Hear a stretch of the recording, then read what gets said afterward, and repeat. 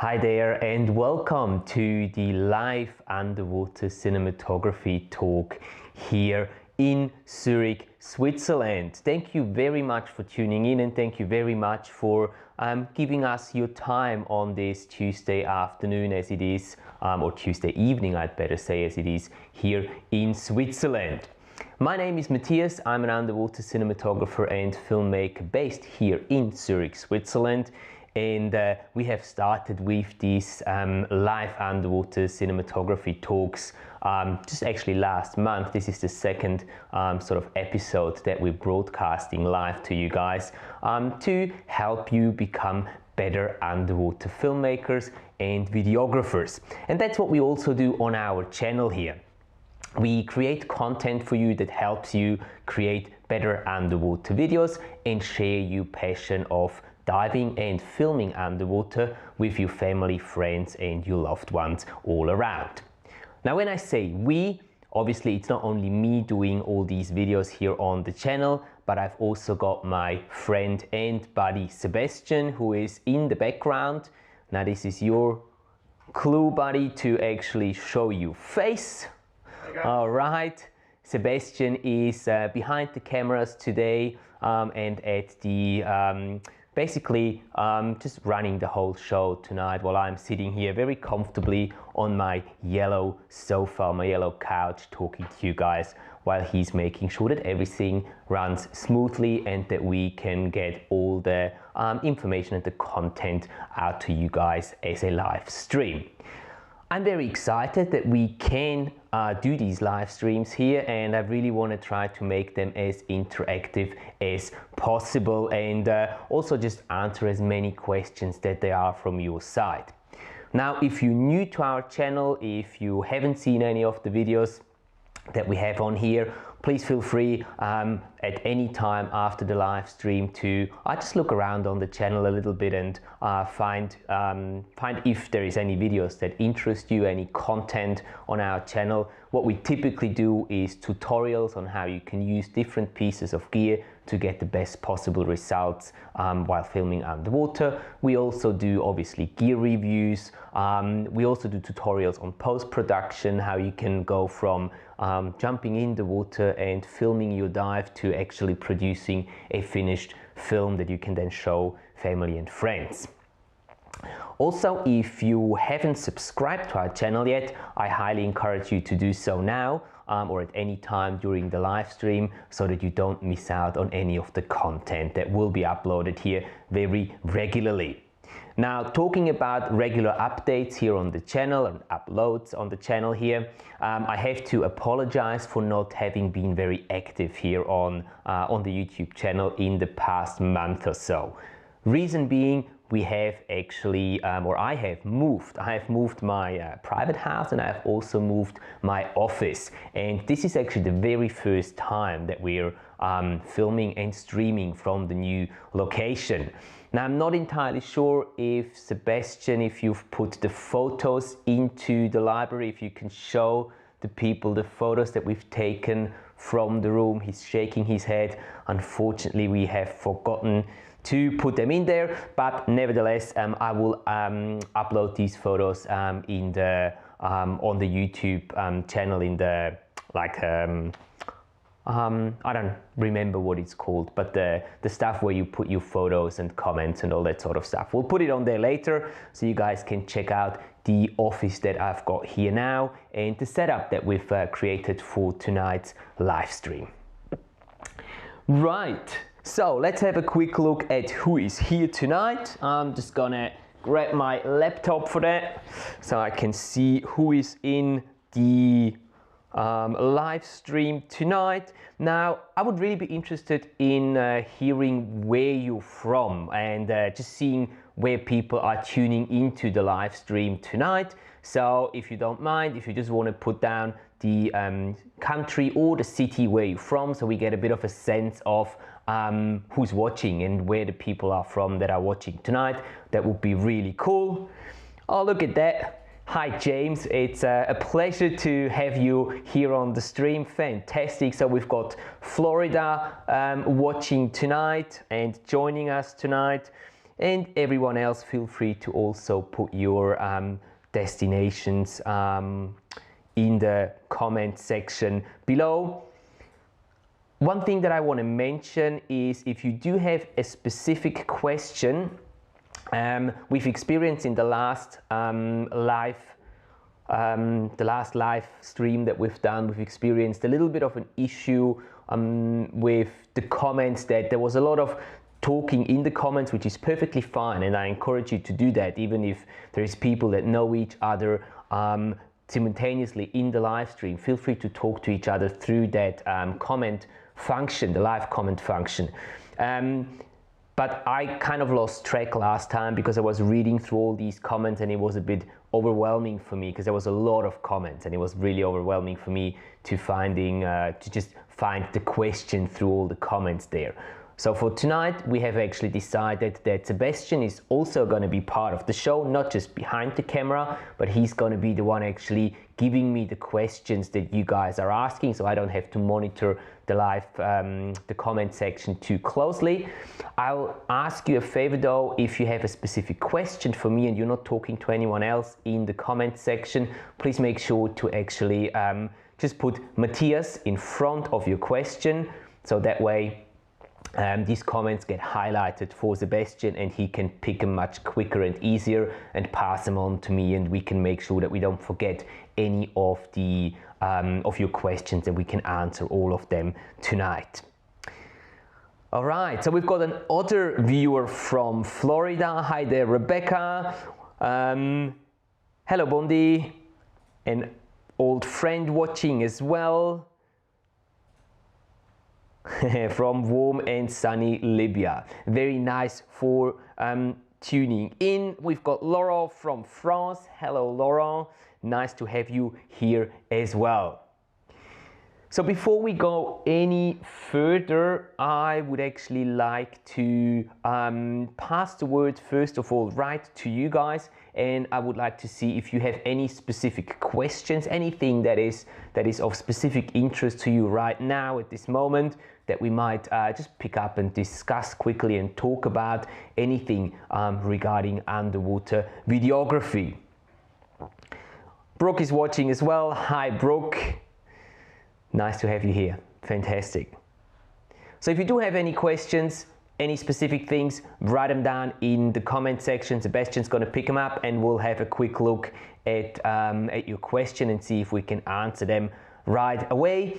Other than that, I have prepared obviously a topic for tonight as well that I want to go into a little bit more of detail with you guys, and that will be the topic of white balancing your cameras underwater. In my opinion, very hot topic, a topic that comes up permanently when you talk to people and ask them what trouble they have with filming underwater. It comes up very, very frequently that a lot of people seem to have issues getting the right white balance when filming underwater, and that's something that I've prepared some examples for you guys that we can look at, and we'll talk about some solutions how you can actually get the best possible white balance in camera, so that you can make your life just much easier when it comes to color correction, post-production and all that sort of stuff later on after the actual dive. Right, so I don't seem to have any specific questions right at the beginning here. That's all right, no worries at all. We'll go into the main topic in that case. I'll just put my laptop away so that we can just freely talk about how to properly white balance your cameras underwater. Now, before we get into the solution part of things, let me talk a little bit about the whole issue of white balancing your camera underwater. Now, we all know that the deeper down we go, the less light there is, and obviously less light, we need to make sure that we keep the correct white balance. So the deeper down we go, the less red color will be just available in the surrounding, in the ambient light. And therefore we do need to tell our camera that the color has shifted a little bit and that we need to put more red color into our camera and onto the sensor. Now there's different ways that we can do this, but before we actually get into this, let me show you one example. I've got an example for you of a shot that was taken in 5 meters of water, and next to it a shot that was taken in 40 meters of water. And Sebastian, maybe you can play that for us now. You can see it here, fantastic. On the left hand side you see the shot that is taken in 40 meters, and on the right hand side obviously the one in 5 meters. Excuse the German titling, I was using a pre-made example that I have used previously on an underwater videography course. But what you saw there is that obviously the shallower we are, the more light there is, the better the red colors come out. The deeper down we go, it just all looks bluish if we're diving in the ocean normally, or greenish if we are diving in a lake, like for example here in Zurich in Switzerland. So to be able to actually get nice looking, decent looking imagery as we go deeper down, it is advisable to actually put a red filter onto your camera. This is the first tip, or the first recommendation. It's not a very secret one, it's probably one that you've heard many times before, and something that is commonly known to help with the loss of red color when we're underwater. Red filters, they come in a variety of different sizes and densities, and if I can go back to my computer, I'll show you something just to get you an idea on how many different red filters there is. Let me just pull something up. All right, and Sebastian, you can go onto my computer, please. Oh, this is not actually what I was going to show you guys, excuse me. Let me see, this is what I was gonna show you. There we go. Sorry for that little interruption. Oops. This is all live, so things happen. How am I gonna get this out? There we go. Oh, it's still there. Oh, Sebastian, now I can go to my computer, please. Sorry. Can you do that? Excellent. All right, fantastic. Sorry for that, guys. As you can see, we're streaming live. These things happen, but nevertheless, we got to the goal. So this is the red filter selection that Backscatter has on their website, and as you can see, there is tons and tons of different red filters available. They come for obviously the different camera models, specific to the different camera models. One that I do want to point out a little more specifically, let me see if I can find it, is this one here.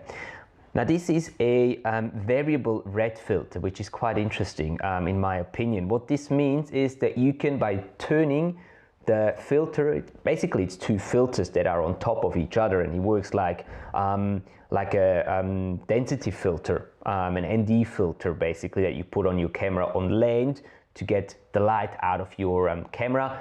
This one works in a very similar way, having two red filters on top of each other, and as you rotate those two filters, you can change the density of the red and the intensity of the red color that actually goes through the filter and onto your camera sensor. This is something that has only been on the market, I don't think very long, a couple of years maybe tops, and it's been quite of a bit of a special thing when it first came out. I really like this because you can then adjust, as I said, the density of how much, or the amount of redness that gets onto your filter. And this is important because the shallower we are, the less red we need to add to our image, and the deeper down we go, the more red we will have to add to our image, if that makes sense. And with traditional red filters, just one filter, you'd always have to choose whether you want to use a filter that's optimized for 5 meters, for 10 meters, for 15 meters, 20 meters, whatever. But then you would only get the optimal results at that specific depth, plus minus maybe 3 to 4 meters. But with a filter like this, with a variable red filter, you can adjust that as you go deeper down. So you start off with just adding a little bit of red, right at probably starting at around 5 meters, and then the deeper down you go, you can just increase the density of the filter and the redness that gets through the filter and onto your camera sensor. So I find that very useful, really, to have a filter like this. Obviously this is a wet filter. It's not a filter that you can put onto your camera lens and then put the camera lens into a housing, because then you can't really adjust the filter anymore. It's a wet filter that gets put on top of the lens, actually, or of the port, I'd better say. Right, so red filters. We could probably talk for hours about red filters, but I can just strongly recommend you guys actually use a red filter, because in my opinion they are one of the easiest ways to get red color back into your images, and to help you, or make it easier for you, to color correct, grade your images and get decent results in post-production. Because one of the things that happens to a few people is that when you don't add red into your images, you've probably heard the term fix it in post, and this really doesn't work in underwater videography when we talk about red color, because if there is no red color present and the camera hasn't recorded any red color, you can't enhance that in post-production. It's just not gonna look nice at all. So whenever possible, red filter. What if you don't have a red filter, or even if you do have a red filter? Another thing that you can do to help you get better white balance in your underwater camera is to use what we call manual white balance. And this is not applicable for all cameras. Some cameras will have the function to let you set the white balance manually, other cameras won't. Mostly it's the small cameras, the action cameras, some point and shoot cameras. They won't have a dedicated setting for a manual white balance, which is a bit of a pity, but that's because, well, they're small, they're cheap, so there's some compromises that you have to accept with these cameras. But if you can adjust the white balance manually, again, I strongly recommend you do that. Simple reason, you can basically, with adjusting the white balance manually, you can tell the camera that a specific color is white, and according to that, the camera will then recalculate all the other colors and hopefully come up with a much nicer image. It doesn't always work. Sometimes it can be tricky underwater, simply because there is not a lot of red color the deeper down you go. So using a red filter and then actually doing a manual white balance will help you and will get you the best results in that case. If you're not filming with lights, let's keep the lights away for now, but if you're not filming with lights, if you're just using your camera, a red filter and manual white balance will get you some really good results there. We just got a question. We got a question. Fire away, Sebastian.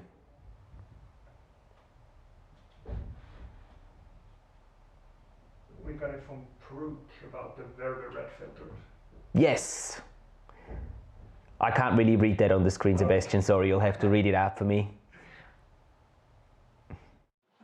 Alright, can a very red be used in the place of magenta for clean water? You could probably use it, yes, but it's not ideal. I'm actually not too sure if there is a magenta, variable magenta filter. I haven't really heard of it. I mean, you can definitely use the red filter even in greenish water. It's going to be better than having no filter at all, but it's just most likely not going to give you the optimum results. Magenta variable filter, let's see. Okay, doesn't seem like there is a no, it doesn't seem like there is a variable magenta filter. I can only see fixed ones, but good question, Brooke, thank you very much for that. No, I don't think there is one. Yeah, it's I don't really know what to tell you. I personally would still go with the magenta filter, just because it's probably gonna get better results, unless you can't really predict where you're gonna be doing most of your videography underwater. But as long as you know that you're gonna be doing most of whatever you want to film at a certain depth, just use a magenta filter for that depth and you'll be fine. If in doubt, yeah, you can always use the red variable filter and the results will still be okayish, but they're not going to be the same as using a magenta filter, in my opinion. Hope this answers your question there, Brooke. Thank you very much for that. Right, where were we? White balancing using manual white balance. Now, what you need to be able to actually do a manual white balance is a solid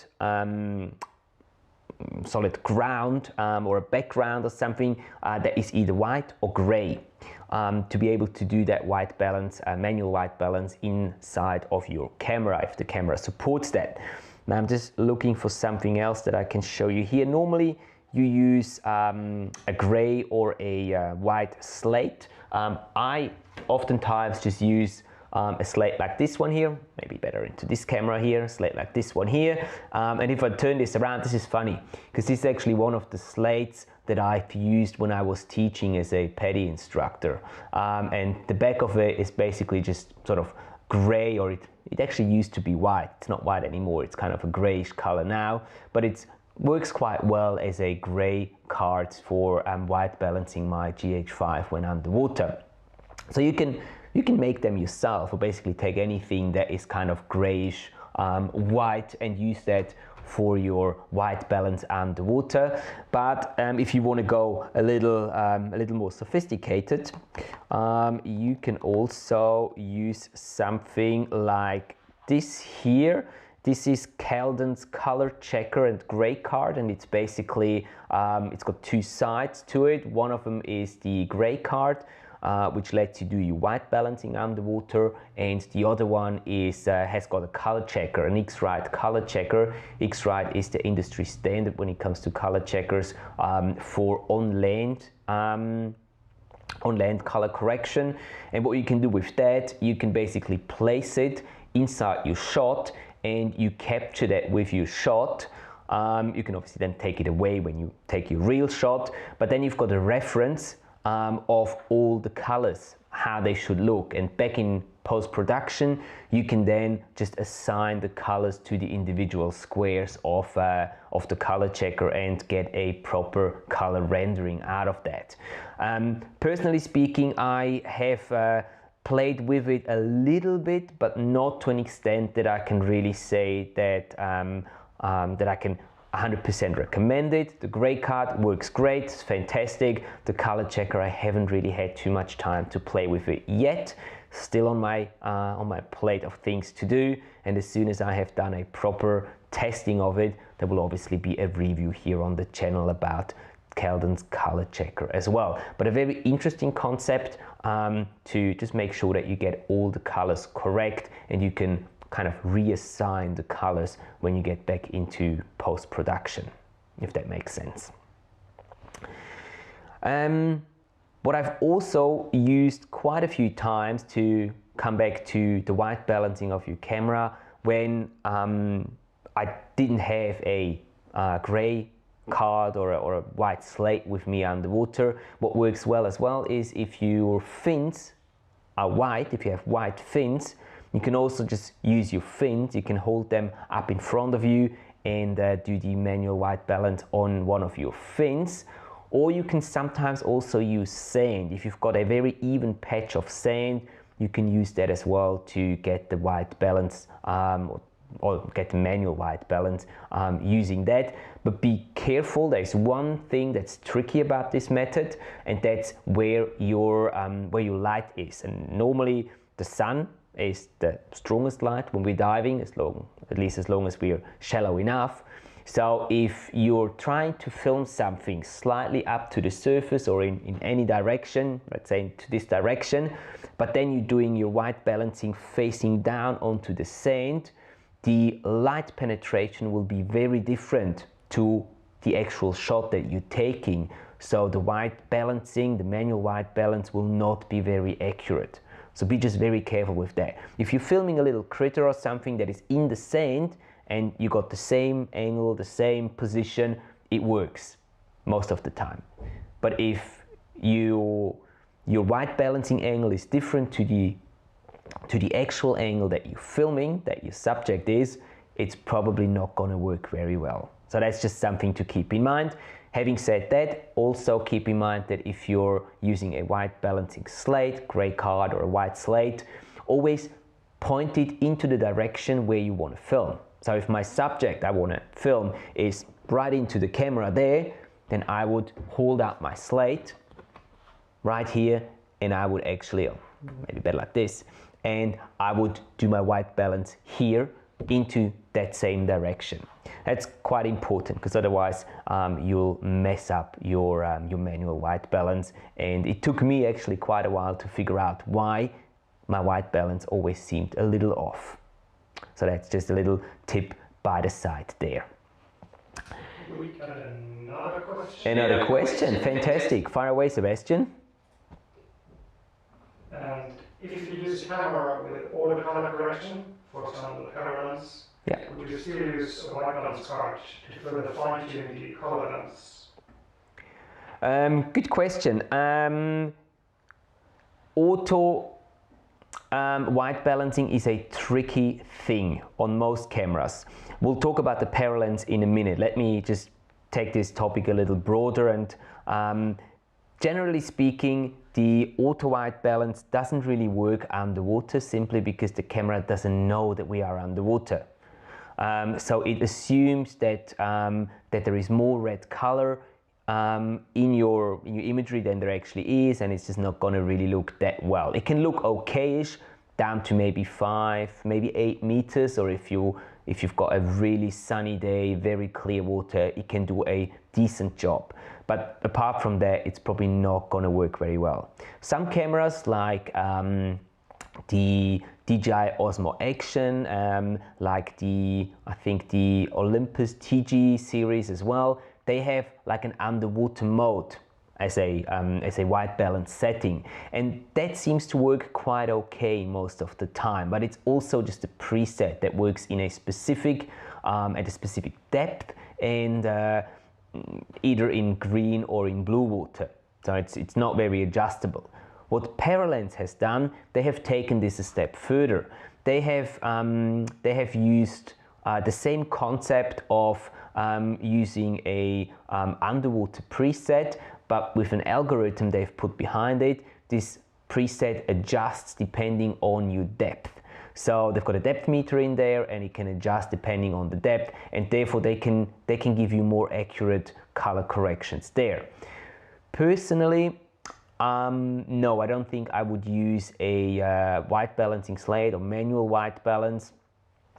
With something like a Paralens, I think they're doing quite an okay job, at least from like the camera that I've used, the Paralens that I've used, and the one that I have is the Paralens Dive Camera Plus, I believe it's called. The previous model, not the Vaquita, that is their newest model just now.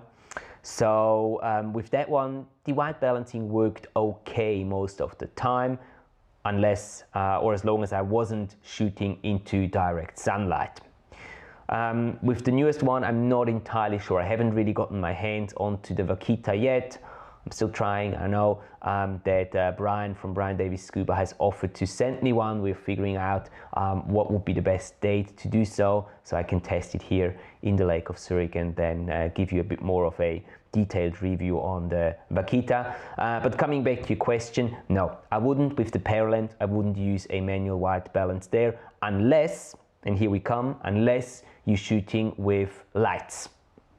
Okay, if you've got a rig and you've got your Paralens on a rig with lights there, then yes, I would use a manual white balance, but in this case not using a slate to determine the white balance. I would much rather just dial in the Kelvin of the Kelvin degree of or the color temperature, excuse me, the color temperature in Kelvin, and you can get that or read that in the manual or on your underwater video lights. Most lights will tell you, all of them should, what color temperature they output. So if, for example, you're filming with something like, let's say Kelvin lights, okay, or Orca torch, doesn't matter, whatever the light and motion, any of these lights, they will give you an indication of what color temperature they output. So if, let's say, they put out 5,600 Kelvin, and you know that, you can read that on the device, you can then dial that into your camera, and that will give you a very accurate color correction or a very accurate white balance to the degree of anything that is within the beam of light. So anything that the light can reach, it will give you a decent white balance correction there. Obviously, anything that is behind your the reach of your light, it won't really give you that reading anymore, that correction. So for that, we have something else, another item that we can use to help us with that issue. Now, we've talked about our red filters or magenta filters, we've talked about the slates, and the next thing that we can also use that will help us get better colors underwater is blue filters. Blue filters, I'll change to this camera over here. Blue filters here, these are meant to be put onto your lights, not your lens. Now, what do these filters do? These filters will help you by eliminating the redness in the front of your image when you're using a red filter and at the same time using lights. The tricky thing there is we've got several layers now when we use lights, red filters, and these blue filters on our lights. We have the normal camera lens, we put a red filter on there, add extra red. Now we do a white balancing, and then the image looks okay, right? Now what happens if we then put lights into the scene? We put lights on our rig. It's quite obvious that everything is gonna get a reddish tint, simply because the light will put on a lot of red color back into the front of our image, and it's gonna become red. Now obviously we need to correct that, and we do this by using these blue filters here, putting them onto our lights, and now the red light waves, they will be filtered out, and the image looks a lot more natural. So we get the correct white balancing setup for the foreground as well as for the background. And I've got a little video prepared for you on this as well. Maybe Sebastian, you can play that now if you've got it handy, and I'll talk you through the video as you see it. It should be here any moment. Here we go. So this is a setup with manual white balance and the red filter, which looks quite nice.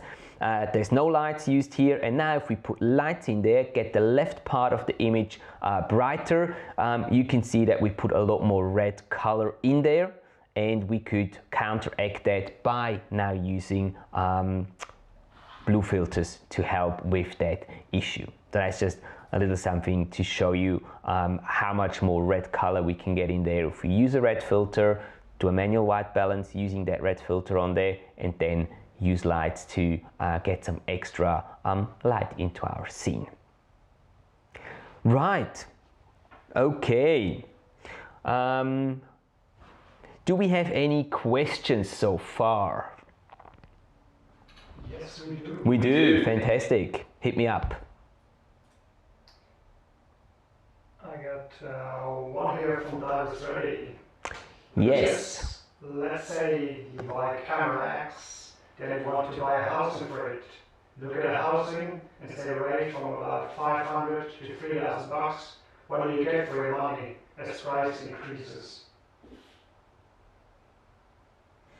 Okay, say that again, please. Matthias, let's say you buy a camera. Yes. Then you want to buy a housing for it. Yes. You look at housings and the range from about 500 All right. bucks to 3,000 bucks. Okay. So what do you get for your money as the price increases? Yep, okay. Yep, very good. Thank you, James. Very good question.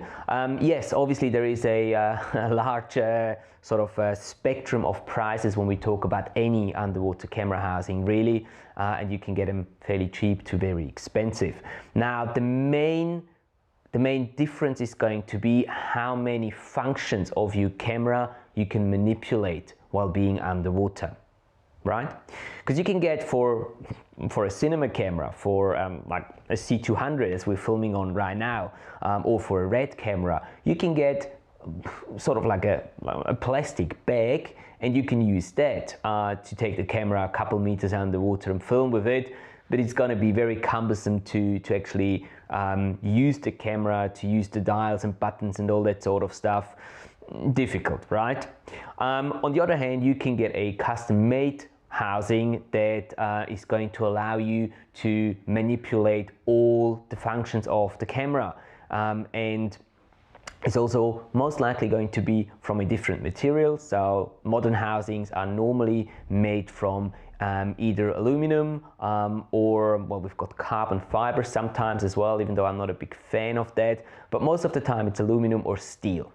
And these housings, they just are very durable. They're very, very hard to destroy. Even if you drop it or something, obviously, you know, you do want to put it into inspection if you do so afterwards. But they can take quite a bit of an abuse. You can use, as I said, most of the functions, and that's also, in my opinion, the most important thing. If I have a fancy camera I want to take underwater and film with it, I want to be able to use all the functions, everything. I want to be able to go through the menu. I want to be able to delete stuff underwater. I want to be able to just change all the settings, because it's happened plenty of times to me that I've entered the water and I have forgotten to change a setting on my camera. And if I cannot do that while being underwater, change the setting again to what I want, then potentially you've wasted, well, you haven't really wasted a dive, but you're not really going to be able to take the footage that you want down there. So the more expensive we get on the housing side, the more functions are usable from the camera. Also, the more expensive we get, the deeper down these housings are waterproof. The cheaper ones, they normally range anywhere between 10, 12 to maybe 40 meters of water. And then if you go into the higher end, higher class underwater camera housings, then they go to 60, 80, 120, even more, 200. I mean, it's not that, or at least not myself, I'm not going to go anywhere below the 40 or maybe 50 meter mark. But if you're a technical diver and you're trying to film something specific that's down in 100 meters of water, this is a very crucial factor and decision making a factor whether or not the housing is waterproof down to the depth that you're planning on taking your camera. Also, one thing that is more common in higher priced camera housings is that you can actually adjust these housings and upgrade these housings. So for example, you can add an external monitor to a housing. It's got connections, so you can actually connect an external monitor to the camera inside the housing and it all works.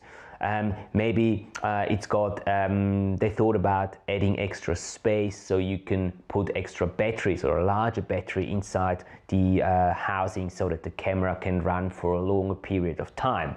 I mean, this is not a big deal with small cameras, but as soon as you get into the higher, bigger camera market, these cameras, they suck energy like crazy. So you do want to have as much battery life as possible with you down there while you're down there, because you don't want to have that camera die on you as you're filming the whale shark passing by you with the mermaid sitting on its back waving at you, right? Yeah, I think that's about as much as I can say to this question. I hope this answers your question there, James. It's just versatility and ease of use with these housings. And another one, just something else popped up to my mind.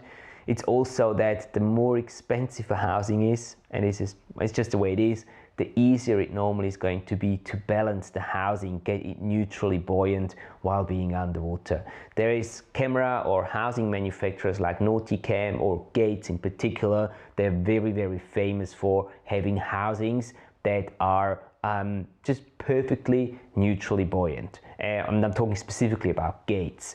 Unfortunately, they don't make housings for the smaller cameras, but they make only housings for cinema style cameras. But with these cameras, or the housings, with the camera inside, you can just put it in the water and it's perfectly neutrally buoyant. And it's absolutely amazing and a pleasure to work with. And that's also something that you'll get with paying more for a housing. It's going to be easier to adjust the buoyancy, and it's going to be just easier to maneuver the housing through the water and work with it.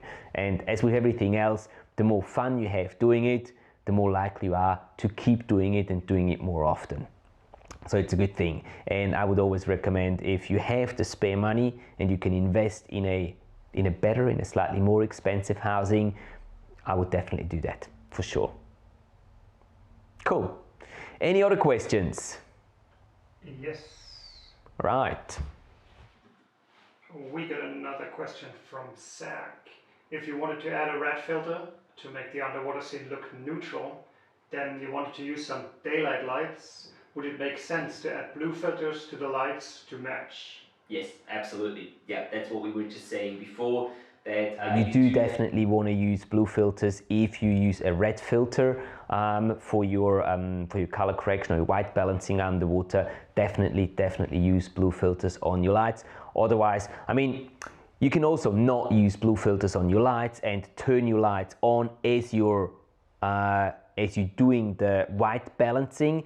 But in that case, your white balancing will be accurate for like the front part of your image, right? But anything that's further down will not be very accurate. So the best is always to keep your lights off, have the red filter on, do a white balance with the red filter on, lights off.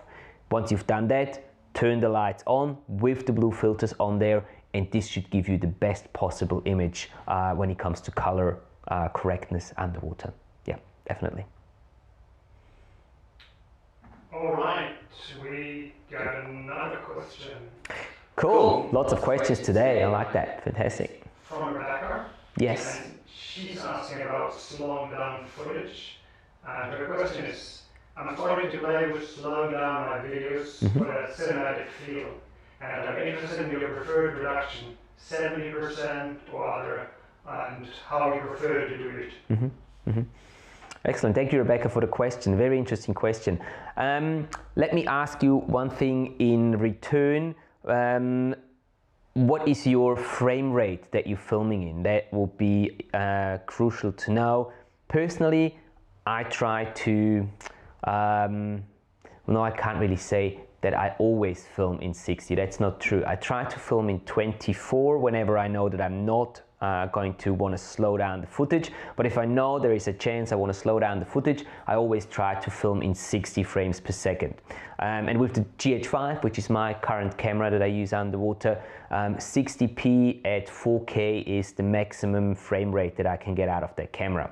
If I want to do more than 60p, I'd have to go down to full HD, and I don't like that. I like to stay in 4K, so 60p is like the highest frame rate that I can choose, that I can comfortably choose on my GH5.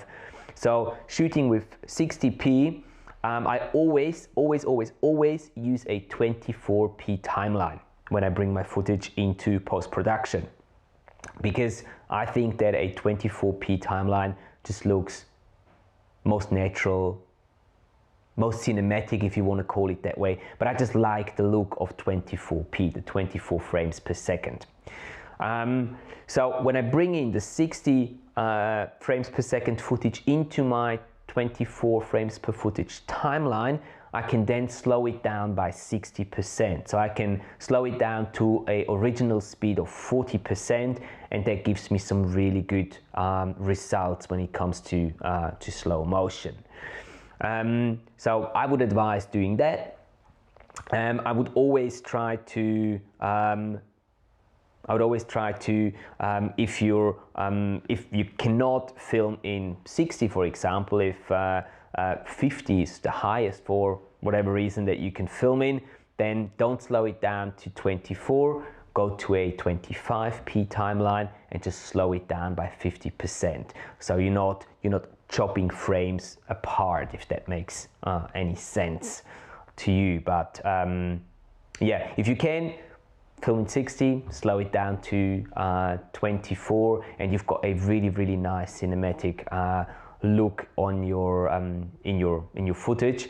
If you're going way past that, you can obviously do that. You can also slow it down to 20%, and it can still work. There is something, I've just forgotten the term of it, but there is a function inside, at least inside Final Cut Pro 10. It's also inside Adobe Premiere Pro, where you can basically have the computer help you by adding extra frames in between. So obviously, if you're slowing it down to 20%, use 60 frames per second in a 24 frames per second timeline, and you're slowing it down to 20%, you're ending up with only 12 frames per second, which is not enough. It'll play choppy, right? So there is a function, maybe Sebastian can look it up. I've completely lost track of it and lost the name of it, but there is a function that will help you actually kind of recreate the frames in between. And not in all instances, but in some it can look quite okay. I've actually got a specific video on the channel that talks just about how to slow down your footage, and that specific function is mentioned and explained in a bit more detail in there as well. So Rebecca, if you need some extra information on that, yeah, feel free to have a look at that video, and hopefully that's going to help you. Otherwise, feel free to just ask again if this wasn't clear or didn't make any sense to you. Yeah, she already replied. Yeah, cool. And she said she's trying to shoot in 4K 60 or higher frame rates. And then her next question is, why the 24 timeline instead of just slowing it, please?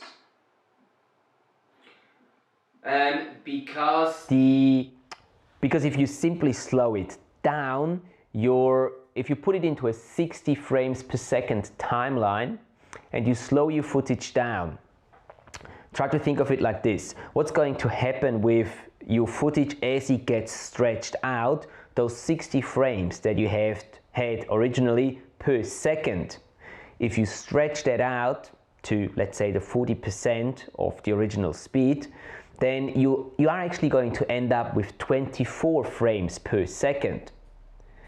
Now, if you put this into a 24 frames per second timeline, this works fine. If you put it into a 60 frames per second timeline, you might experience that the footage will play back a little choppy, simply because you're actually telling your editing software that there should be 60 frames per second, but by stretching the footage, you give it only 24 frames per second. And this can be specific to whatever software you're editing with, but I know that I think Premiere Pro is not doing a very good job at this. Please correct me if I'm wrong. I'm not the Premiere Pro expert here. I primarily work with Final Cut. Final Cut can handle it somehow, but in certain situations you can actually see that there's like dropped frames or missing frames, not dropped frames, missing frames. And you can avoid that by just telling the software, look, this is a 24 frames per second timeline, there should be 24 frames per second, and then putting a 60 frames per second clip in there, stretching it out, it will be just that, and it will work fine. On the other side, or the other way around, it might lead to complications when you're rendering your footage out that, it will be a little choppy here and there. And that's the reason why, if you want to slow it down, you should put it in a different frames per second timeline. Hopefully that makes sense to you, Rebecca, and answers your question. Anything else?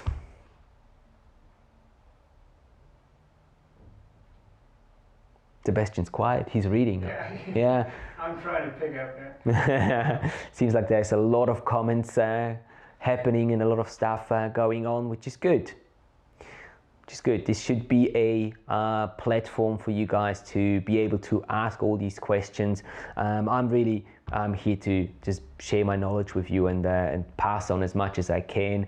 I've been diving for the past nearly 20 years, and well, I've made a lot of mistakes, especially when it comes to filming underwater, and I would say I've learned from most of those mistakes, and I'm more than happy to pass on that knowledge and tell you about these mistakes that I made, so you guys can hopefully learn from them before you make those same mistakes yourself, because I know how troublesome it can be if you encounter that once in a lifetime moment underwater and you want to capture it on film, but for whatever reason your camera doesn't work, or you're not happy with how it turned out, your focus is not where it should be, all that sort of stuff can be probably not completely eliminated, but it can be reduced to an absolute minimum, giving you the best possible chances to really get and acquire the footage that you guys want, to be able to show to your family, friends and other people around the world, so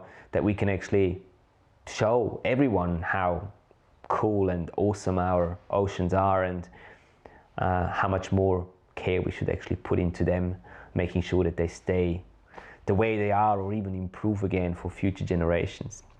Because I really want to see my kids be able to dive and explore the ocean as I'm doing today, and hopefully with all of you out there just sharing that footage and sharing awareness of how important and beautiful our oceans are, one day we'll be able to actually do that and keep the oceans there for everyone.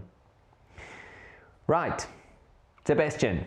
Yes, sir. I got another one from Virginia Warren Ross. Yes. And he's asking, can you discuss basic video settings for a compact Sony? I mostly shoot stills, but there are times when I would like to grab a video, but not sure what settings. And he's asking a second comment about f-stop, shutter speed, frames per second, and so on. Okay, cool. Well, normally, if you're really just interested in snapping some clips, you're probably quite okay if you use the auto mode on your camera. It's not going to get you the best possible results, but it's probably the easiest, just when you flick it from photo to video mode, and you can just fire away. Depending on what camera you use, obviously there's going to be different options on what you can set and what you can manipulate on the settings of your camera. When we talk about shutter speed, your aperture, and the ISO, those are the three main settings that you want to manipulate, other than your white balance. And these settings are responsible for how much light will get onto your sensor, right? So let's talk about the ISO first of all. ISO is your light sensitivity, and as you know, underwater there's less light, so we need to normally crank up the ISO a little bit so we get plenty of light onto our sensor and the image doesn't look completely dark when we look at it later on. So the ISO really depends on your camera and how high you can push that ISO. Personally, I would, like on my GH5, I don't really go any higher than 1600 on the ISO. I try to cap it off there if I can, in any case.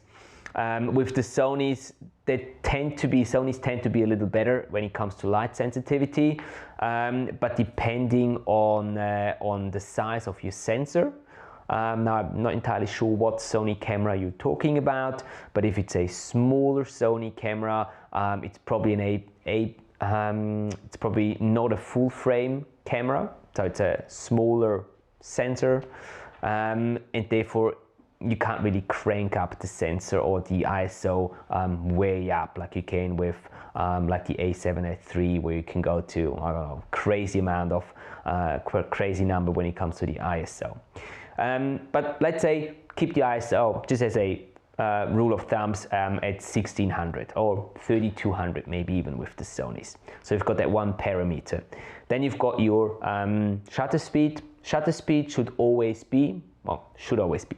This is again, rule of thumbs, keep it to double your frame rate. So if you're filming with, let's say, 60 frames per second, keep your shutter speed at 120. If you're filming with 24 or 25 frames per second, keep it at 50, at 50th of a second, sorry, and the 1/20th of a second. Reason being, you always want to keep it at that specific ratio, because this comes from like regular cinematography. They say that keeping your shutter speed at double of your frame rate, you will get the most natural looking motion blur in your images. Now, if you're shooting fast-paced action, like you're like surrounded by sharks, or you got dolphins, something that moves really, really quickly, you can increase your shutter speed a little bit, so you get crispier images. Problem is, the higher your shutter speed is, the less light will get into your onto your sensor. So you'll probably have to increase your ISO. Now the last one is your aperture, and your aperture, the lower the number on the aperture is, let's say for example f2.8, the more light gets onto your sensor, and the higher that number is, let's say f8, the less light gets into your onto your sensor. Now, personally speaking, if you're shooting wide angle underwater, I would try to keep my aperture at f8 or higher. So f8, f9, f11, anything around that range. Simply because that way you have a broader spectrum of stuff that is in focus when we're talking about wide angle videography underwater. If you're shooting macro, yeah, you can open up the aperture. You can go to f2.8, f3.5, whatever, to get that blurry background that looks very cinematic when we look at small macro shots. So that's desirable with macro videography. Use that there, but with wide angle, I would just stick to f8 and higher, to be quite honest with you. And the last one that you asked, I think, was the frames per second. Personally speaking, I would try to film in the highest possible frame rate at the desired resolution. So if you want to film in 4K, whatever your camera can do in 4K, film with that. Because then it gives you the flexibility that you can go and slow down the footage, as we discussed previously, in post-production, and still not have any missing frames, and have a nice playback on your video clips. Yeah, so hopefully that answers your question and didn't confuse you too much. I thought I was going back and forth here a little bit, but hopefully that answers your question. If not, please feel free to just re-ask the question, and I'll try to give you a slightly different or rephrase my answer slightly differently. Cool. Sebastian, how are we looking? Yes. Brian is asking if any overseas trips are planned. Brian Davis. Yeah, sorry, Brian Davis. Yeah. Brian Davis. Hi, Brian. Sorry, I assumed you're in the stream. Nice to have you here. Well, I totally see where this question is coming from, because we've got an agreement or an arrangement, or whatever you want to call it. Brian had the idea of sending me the Vaquita, and then instead of me actually sending him the Vaquita back, bringing it back to Dubai personally, and then going on a trip with him. And I said yes, and I still mean yes. It's just been very difficult trying to figure out something and trying to make plans with whatever is happening basically all around the world. So Brian, yes, I will come to Dubai, and I will come to Dubai and dive with you. I said this before, this is not forgotten. I promised you. I can't wait. But honestly speaking, I would like to actually make this a bit of a trip, because I thought about it and I don't think that I can justify flying to Dubai for a couple of days. So instead, maybe we can do something like me flying to Dubai, spending a few days with you there, diving the surrounding area around Dubai, and then I would really like to go up to the Musandam Peninsula and just dive there. I've dived there a couple of years back, probably 7-8 years ago, and I did like it quite a lot, and I would be curious to just go and dive again. Plus, I know they've got liveaboards out there, and I'm dying to get back on a liveaboard. So Brian, maybe this could be a plan that works out. So yeah, I'll be in touch, or will be in touch, but it's probably not going to happen within the next month or two. It's probably something that will have to be pushed back towards autumn or something. I'm afraid. I would be in. You would be in? Okay, fantastic. See, now people are inviting themselves to our trip already. Maybe we can even make this, I don't know, maybe we can make this like a group trip or something. Maybe we can get a full charter on one of the boats up in Musandam and get a couple of people together. If that's something that you guys are interested in, give me a thumbs up. Let me know, put something in the comments if group trips are something that would be interesting for you. Obviously we could do like little seminars, we could do presentations, and we could just dive and learn from each other on these trips. So yeah, let me know if that's something that would be interesting for you. Yeah, Rebecca is asking exactly that. She's interested to know if you do video dive trips as a trip leader. I've been thinking about that for quite a while. I haven't done any yet, simply because, well, as you know and said before, the planning of such a trip is just very demanding at this stage in time. And well, why not just ask the question right here? I was thinking about doing trips either in the Caribbean. I was thinking about Bonaire, which I find a really cool spot to do such a thing, or I was thinking about well, either sort of the other side, Indonesia, Bali, Sulawesi, maybe Lembe, or Egypt. So these are the three kind of destinations that I'm looking at. Yeah, let me know, Rebecca in particular, and everyone else as well. Let me know in the comment section what destination would be most tempting for you, and where you would see yourself joining such a trip.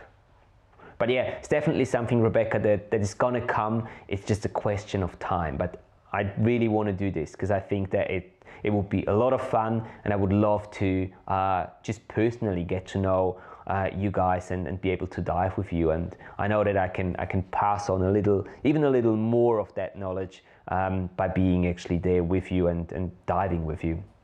So yeah, hopefully rather sooner than later. And Johanni is asking, do you think this Siemens competition will be arranged in October? That's a very, very, very good question. Can you just put me onto the other camera, please, Sebastian? Yeah, thank you, Johanni. Nice to see you here. Good question. I don't know. I have also a invitation to join the World Championship in Underwater Videography, which should be held in Madeira, in Portugal later on this year in October. And as far as I know, Johanni is also qualified for Finland to compete at the championship. So I don't know. I'm hoping that it will happen, but until now I haven't really gotten any information from the Swiss Federation about, you know, putting in the applications and then filling in the forms and doing all that sort of stuff. Time is running, and as always with the CIMAS competitions, it seems like they're doing everything last minute. I would hope so. I would like to see you again there and dive with you again. And yeah, hopefully we can make this happen. But I have to disappoint you. I don't have any inside information on that. We'll see. From what I know from like the organization committee in Portugal, they're really planning with it. They're very sure that it's going to happen. But I mean, who can say? Anything can happen it's still half a year ago in the future, half a year in the future. A lot of things can happen in that period of time. So we'll just have to wait and see. And Johanni, by the way, I haven't forgotten your video that you sent me. It's still on my desk. It's still something on my to-do list, and I will get that video reviewed. You know that I've watched it and I've given you kind of my feedback already, but I also want to make this into a little video and just give out the feedback to everyone. And if you guys don't know what I'm talking about, in the last live stream I actually offered you to everyone to send me underwater video productions, underwater video films that you guys have made in the past. You can send me those to my email address, which is contact@matthiaslebo.com. Just send me a link to where it's uploaded on the internet. I'll have a look at that video clip, and I will critique it. I will give you feedback on it, and I will also, as long as it's okay with you, obviously, I would also like to then give a critique on the channel here and actually make a video about it, telling the other people what I liked about it, what I think might be improved in the future, and hopefully that way it's not just the person that's submitting the video, but other persons, other people as well that can learn from that. So if anyone out there, if you've got clips that you would like to be, that you would like me to review, feel free to send me the links to the email address, and I'll be more than happy to have a look at them and review them. It might take me a little while, so don't expect it to be right the next day, but I will get to it eventually, I promise. Every video that gets sent to me, I will watch and I will give you an honest feedback and critique on it. Right. We got another question. Sure. From the guys from Transrealm. Hey Matthias, what's your personal favorite lens for the GH5 and why? Good question. Hi Jeff. Nice to have you here on the stream. I personally use most of the time the 12 to 60 millimeter, which is a Panasonic Leica lens. It's a variable aperture f2.8 to f4, I believe. And it's funny as it is, it's actually the kit lens that came with my GH5 when I bought it a couple of years back. The reason I like this lens is very simple. It just covers a broad spectrum of different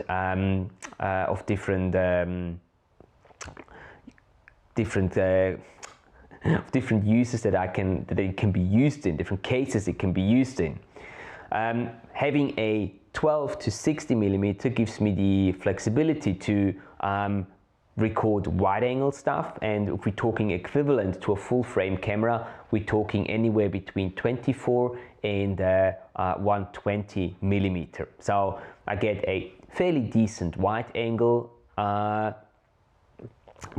coverage, a wide angle lens that I can use to just capture coral fields, capture landscapes, all that sort of stuff. And at the same time, it also gives me a 120 millimeter equivalent, which is fantastic for macro videography.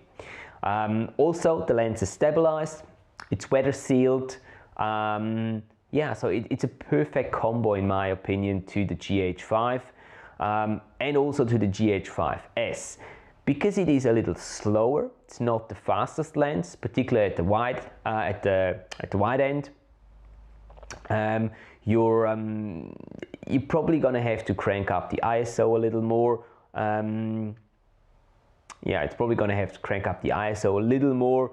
But in most scenarios, it works very, very well for me. And normally, scenarios where I would use it at the 120 or the 60 millimeter range is when I'm filming macro, and that's when I've got my lights with me anyways, so I can get plenty of light in there, so it doesn't really bother me too much that it's an f4.0 by then. So that's the one that I'm using most of the time. I've also got a 100mm macro lens, the Canon 100mm L series, which is an amazing lens. I love that lens for macro shots. I've taken a lot of shots with that lens of the little freshwater lobsters here in the Lake of Zurich, and I love that lens. The thing is that it's sometimes a little difficult focusing with that lens, and you obviously need your speed booster to be able to apply it and use it on the GH5, but also a very, very cool lens. Any other questions?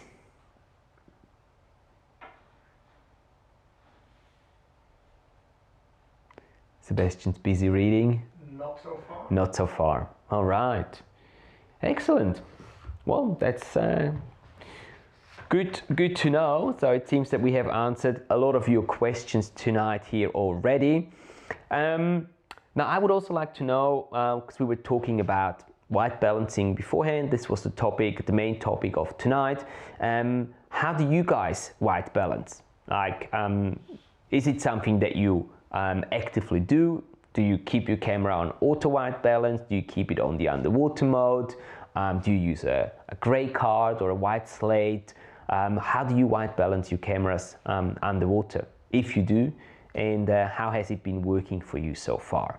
That's something that would interest me, just to get a feel of how people are actually using the white balancing function inside their cameras. And while you're answering that question, I'm trying to think of something else that I can tell you, I can talk to you about. Well, I can also talk to you about or tell you what's gonna be happening very shortly here on the channel, as I have moved into the new place here, into my studio and the new place that I'm living here as well. I will have a lot more time now again to actually put some time into producing more videos. So there's going to be regular videos coming out on the channel here. Again, I apologize for the quietness that has hit this channel in the past couple of weeks. This will change from next week on. This week I'm still a little busy, but next week we will get back to the normal routine of 2 videos per week. And for those of you who are new here, who have not gone through the channel or have not been a subscriber here for long, we have been doing 2 videos for quite a long time, and they always come out on Monday and on Thursday respectively. Monday is normally a slightly longer video, different topics. That can be a review, that can also be a tutorial, and then on Thursdays we normally come out with stuff like our Back to Basics series, where we talk about just basic stuff connected to underwater videography, and we'll try to give you little tips and tricks, hints, inputs on how to improve your underwater filmmaking. Now the next video that will be uploaded and published here on the channel is going to be on Monday, the 6th or 5th, I believe it is, of April, and it's going to be a very special one because it's going to be the next episode of our Across the Ocean series that I'm producing with my buddy James from Divers Ready. I'm really looking forward to publishing that video. We've got some really cool plans for the future. We'll be keeping this series running because we see that you guys are enjoying it. There's a lot of feedback from your side on these videos, and that's great, because that's the reason why we do it, so that you can get something out of it, and the interaction that we can see on these videos is so great that we've decided to just keep the series running. We didn't know when we started how long it was going to be going, because we obviously needed to see whether or not this is something that you're interested in, but it seems that you are, so we've decided to keep it running for the time being, and I'm very excited about that too. Excellent. How are we doing, Sebastian? Yes, we got another question from Rebecca. Yes. And And she's asking, can you talk about how you choose whether or not to use the transition between clips? Mm-hmm. Good question. This is something that is happens, for me at least, happens very subconsciously. My advice to you, Rebecca, is that you should try to keep your edit as clean as possible. I'm not a big fan or advocate of very fancy transitions. And when you talk about transitions, I'm assuming that you mean a crossfade or maybe a fade into black or white and fade in again, maybe a speed ramping transition, something like this. Any of the other very artistic transitions, I personally am not a big fan of it. I think in particular underwater, the straight cuts, they work just fine in most situations. There's not really much need, in my opinion, to complicate your edit by using like certain transitions. The ones that I use mostly is just a straight cut. This is by far the most common, it's not a transition, but the most common cut that I use. If I go into a transition, then it's either a crossfade, or what I like using every now and then is a speed ramping transition, because I think that it can add some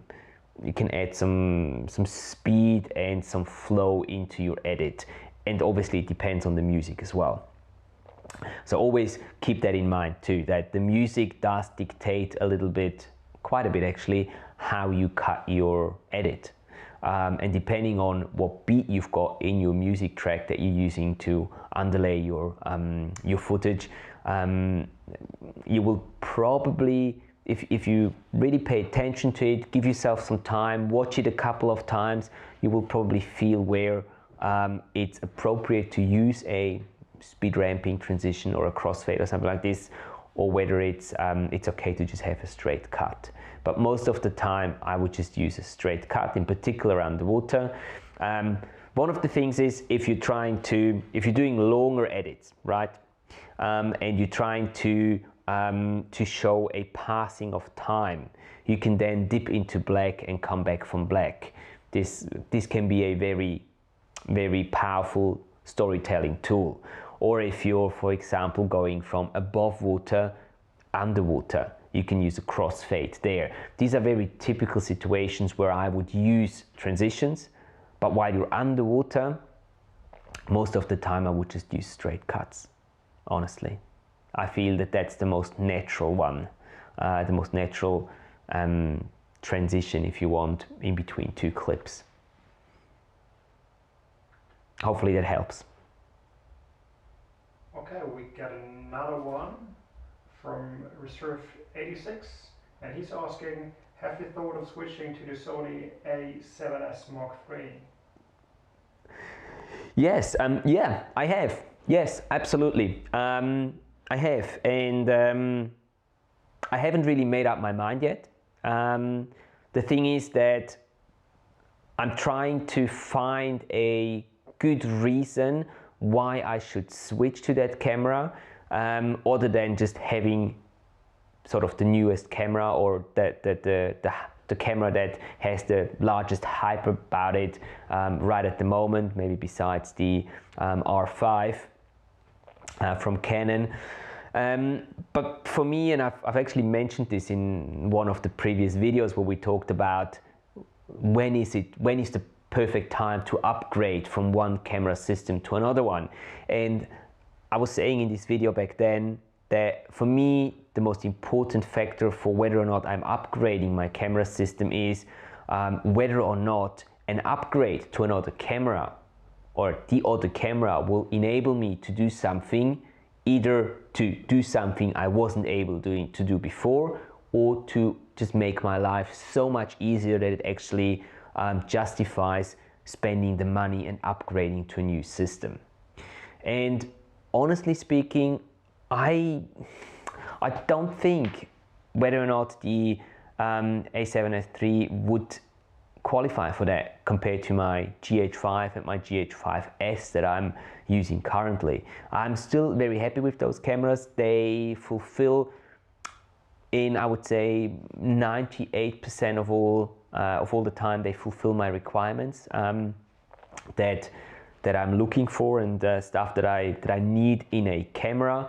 And also I don't feel like having to, you know, upgrade every single time a new camera comes out, because it's obviously always quite a bit of money you put in there, and that's a big one.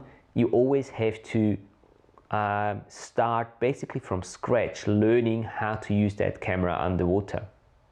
And in particular, if you're switching brands, if you're going from Panasonic, where I'm now, to let's say Sony or Canon, you have to learn how this camera behaves underwater. You have to spend quite a bit of time and effort in just getting the most out of it to be able to get the camera to its limitations and really get out of it what you expect.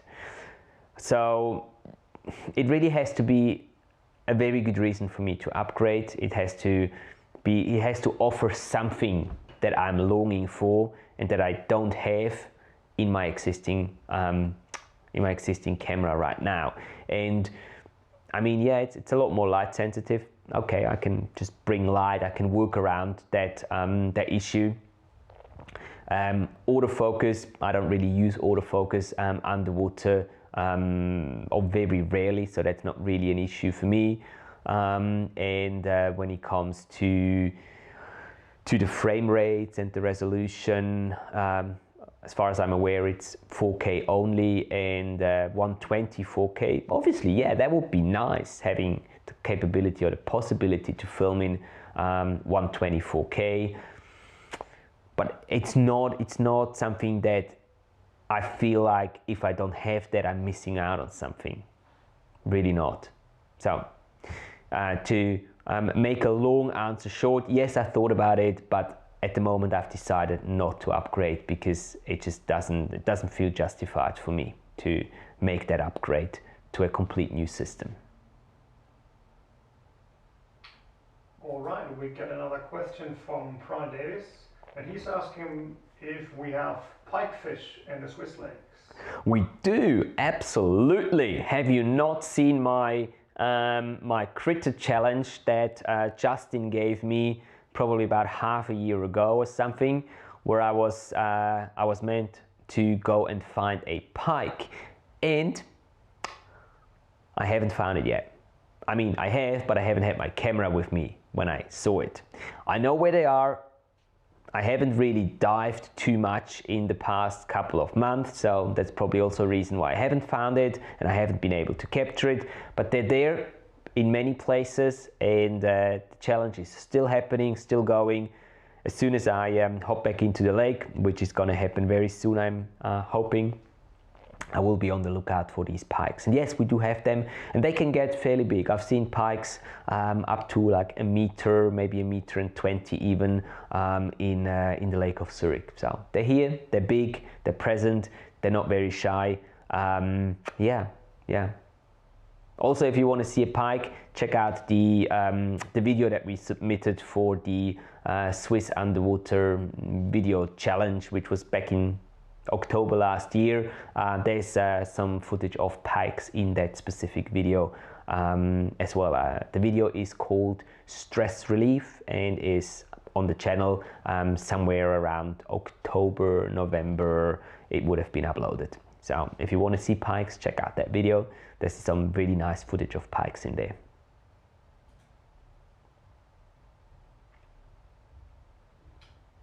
No more questions so far. No more questions. All right. Well, in that case, if there's no more questions, I think we're gonna kind of come to an end of today's live stream. It's been about an hour and a half. It's a good time to come to a closing, I think.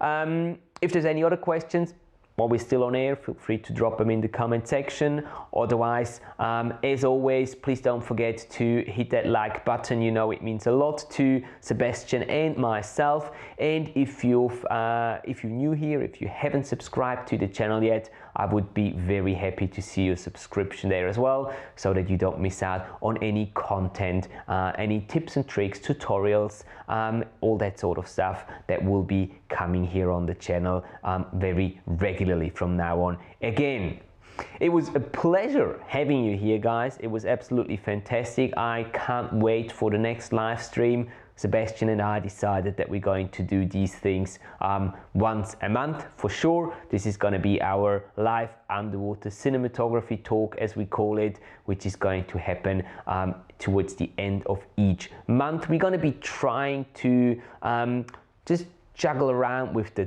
time that we'll be streaming here a little bit. We want to see kind of what time works best for most of you guys. So if this time was good for you, let us know down in the comment section.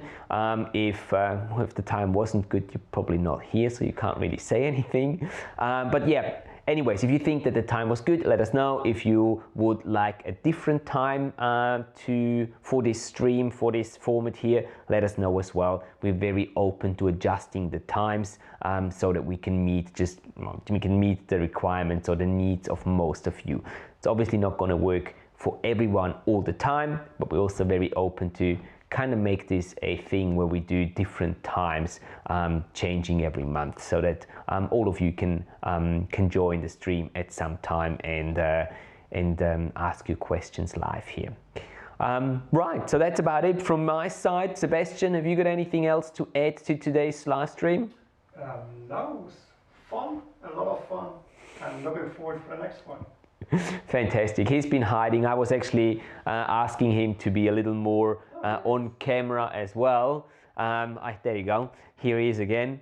But yeah, hopefully we can integrate Sebastian a little bit more into this whole live stream in the future as well. I would actually like to have him as kind of I don't like the word sidekick, but I would really like to have you here as the person behind the camera and the person with all the knowledge, because while I'm talking here on camera, you can just open up the internet and research everything that we talk about here. So hopefully we can use that to our advantage in the future as well, and just be able to answer all your questions as quickly as possible.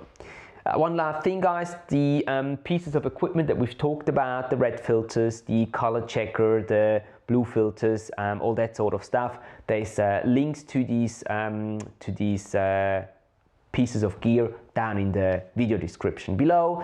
Full disclosure, they are affiliate links. They go to Backscatter. I'm an affiliate at Backscatter, and if you purchase anything from what we've discussed today through one of these links, I will get a little kickback from Backscatter, which I appreciate a lot. It's not going to cost you anything at all, in addition to the normal price of the gear. So if you do want to get yourself something, I would appreciate it if you use one of these affiliate links. Thank you very much. It supports our channel and just keeps us able to run these live streams and the videos that we do here on the channel.